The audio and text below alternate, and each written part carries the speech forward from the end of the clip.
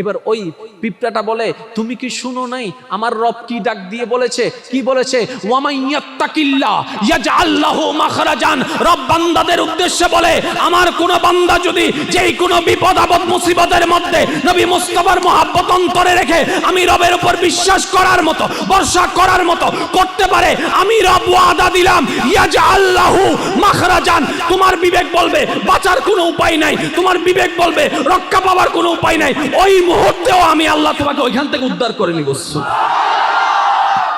আমাদের জীবনে এত কষ্ট বেড়ে যাচ্ছে কেন জানেন? আমাদের গুনাহ বেড়ে যাচ্ছে, আমাদের গুনাহ বেড়ে যাচ্ছে, যার কারণে আমাদের জীবনটা দিন দিন জটিল হয়ে যাচ্ছে।